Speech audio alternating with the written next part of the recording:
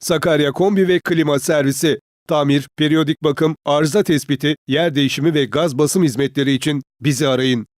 0534 707 54 54.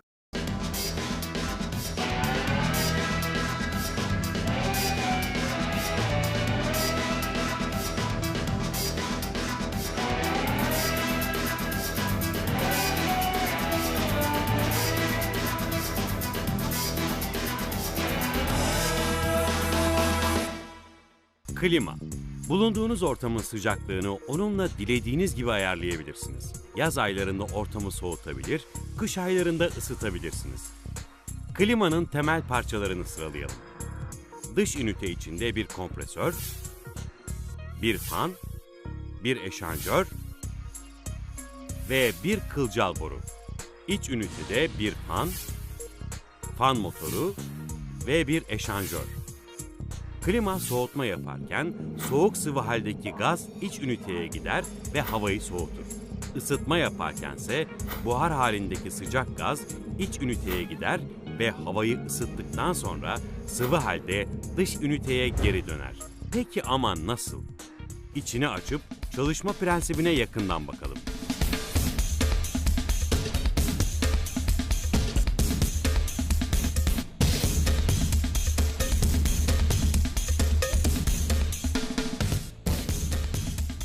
Önce soğutma.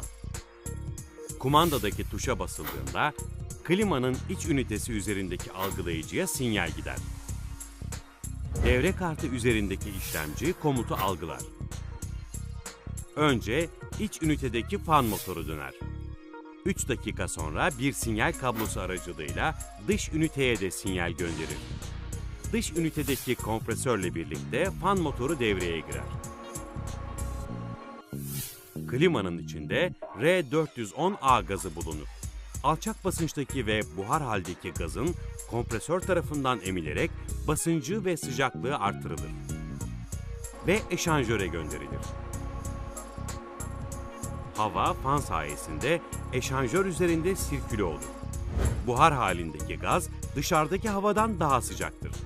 Bu nedenle gaz ısısını havaya bırakarak soğur ve yoğuşur. Sıvı hale geçer. Eşanjörden çıkan 45 derece sıcaklık ve yüksek basınçtaki gazın genleşme elemanı olan kılcal borudan geçerken sıcaklığı ve basıncı düşer. Yaklaşık 10 dereceye iner. Ve sıvı halde ince likit borusundan iç ünitedeki eşanjöre gelir. Sıvı haldeki gaz eşanjörün bakır boruları içinde dolaşır. Bakır ısı transferinde en iyi maddelerden biridir. Eşanjörün üzerindeki alüminyum finlerse havanın içindeki ısının bakır borulara daha iyi transfer edilmesini sağlar. Fan sayesinde eşanjör üzerinde hava sirküle olurken bakır borular içindeki soğuk sıvı gaz havanın ısısını çeker. Böylece havayı soğutmuş olur. Gazsa havanın ısısının etkisiyle buharlaşır. Burada fizikte gizli ısı olarak adlandırılan durum gerçekleşir ve gazın sıcaklığı değişmediği halde şekli değişir. Buhar haline gelir. Tıpkı 0 derecedeki bir buzun eridiği halde hala 0 derecede su halinde olması gibi.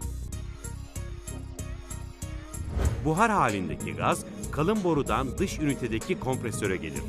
Kompresör tarafından buhar haldeki gaz emilerek tekrar basıncı ve sıcaklığı artırılır ve dış ünitedeki eşanjörde yeniden yoğuşturulur.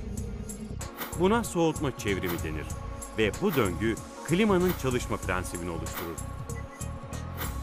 Şimdi de klimanın ısıtmayı nasıl gerçekleştirdiğine bakalım.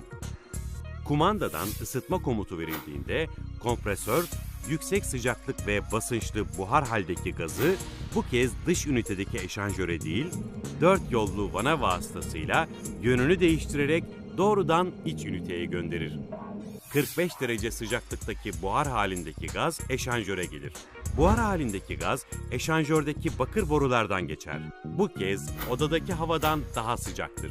Üzerinde sirküle olan havaya ısısını bırakır. Klimanın üflediği sıcak havadır. Bu sirkülasyon klima açık kaldığı sürece devam eder.